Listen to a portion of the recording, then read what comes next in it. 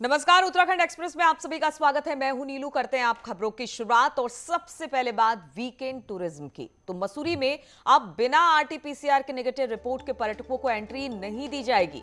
देहरादून के डीएम ईवा आशीष श्रीवास्तव ने आदेश जारी किया है कि पर्यटकों को 72 घंटे की नेगेटिव रिपोर्ट लानी अनिवार्य होगी और इसके साथ ही स्मार्ट सिटी पोर्टल पर रजिस्ट्रेशन और होटल बुकिंग का प्रमाण भी दिखाना होगा। ये आदेश सोमवार सुबह 8 बजे तक लागू रहेगा।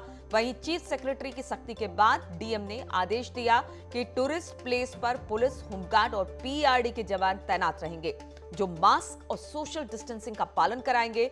मसूरी, सहस्त्रधारा, ऋषिकेश के त्रिवेणी घाट समेत टूरिस्ट प्लेस पर एडीएम को एसओपी का पालन करवाने के निर्देश दिए गए हैं। होटल, लॉज और धर्मशालाओं में औचक निरीक्षण होगा। Airport, bus station, railway station पर भी कोविड नेगेटिव रिपोर्ट के बिना एंट्री न देने के निर्देश दिए गए हैं।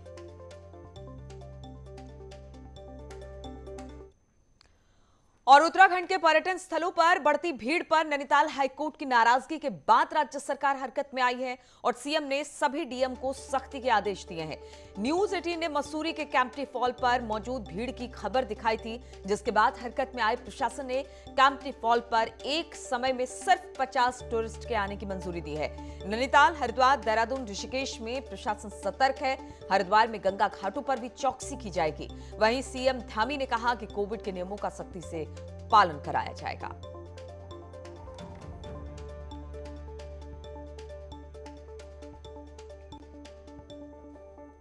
कोरोना को लेकर बहुत ही सजग हैं, बहुत सतर्क हैं और हमने कल भी इसको लेकर एक मैराथन बैठक की है। कहीं पर भी हम किसी भी स्तर पर कोई भी जो है इसमें थोड़ी सी भी ढील नहीं देना चाहते और पूरी सख्ती से जो है जो नियम है कोरोना के उनका पालन करेंगे। और मसूरी के कैंपटी फॉल में सैकड़ों पर्यटकों के पहुंचने और कोविड गाइडलाइन का पालन नहीं करने की शिकायत के बाद डीएम ने सख्त निर्देश जारी किए। डीएम का कहना है कि यदि पर्यटकों और स्थानीय लोगों द्वारा प्रशासन का सहयोग नहीं किया और कोविड गाइडलाइन का पालन नहीं किया तो फिर कैंपटी फॉल को बंद करने पर भी विचार हो सकता है।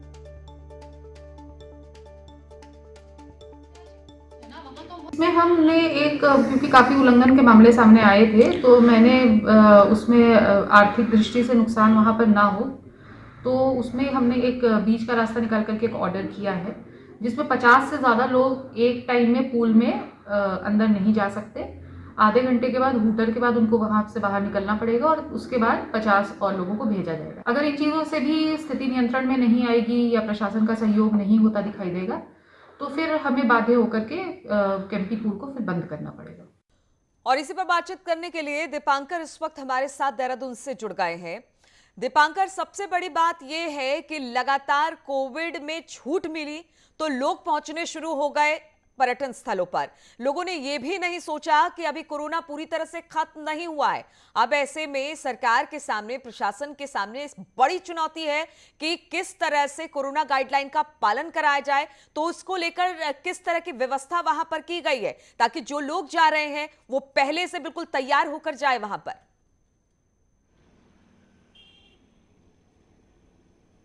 हाँ बिल्कुल नीलू, यहाँ पर जो बात आपने कही कि लोगों का आना और प्रशासन की तरफ से दोनों बातें दोनों तरफ से हैं कि एक तो लोग भी यहाँ पर पहुँच रहे हैं और खासतौर पे जो वीकेंड, पिछला वीकेंड रहा और इस वीकेंड में भी कल शुक्रवार की जिस तरह खबरें आई हैं मसूरी और नैनीताल से, वहाँ पर टूरिस्ट बड़ी संख्या में पहुँचे।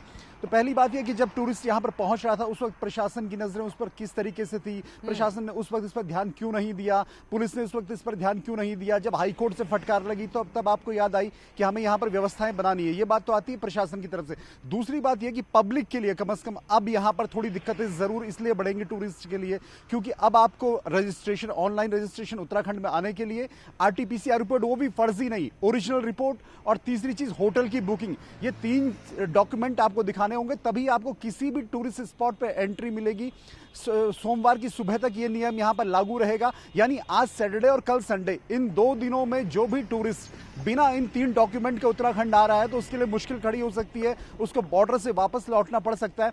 और ये कैंपटी फॉल का जो वीडियो खासतौर पे वायरल हुआ है सोशल मीडिया पे और पूरे देश में इसने सुर्खियां बटोरी हैं कि किस तरह की स्थिति कैंपटी फॉल में रही, उसको लेकर भी नियम लागू किए गए हैं कि किसी भी स्पॉट पे, खासतौर कैंपटी फॉल में 50 से ज्यादा लोग एक बार में जमा नहीं हो पाएंगे।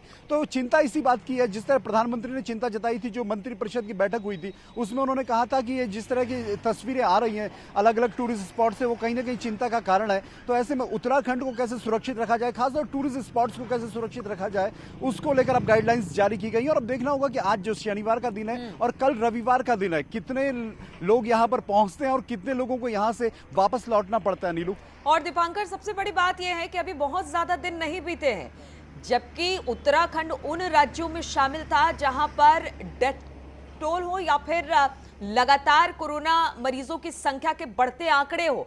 ऐसे में प्रशासन इतनी लापरवाही कैसे बरत सकता है? और चलिए, अब हाईकोर्ट के दखल के बाद नींद तो टूटी है, लेकिन ऐसे में बहुत जरूरी है कि इन सब का पालन कराया जाए। तो हम क्या ये माने कि अगर इसी तरह से तादाद बढ़ती है तो कुछ ऐसे पर्यटन स्थल है जहां पर बंद किए जाएंगे और सख्ती और बढ़ाई जाएगी?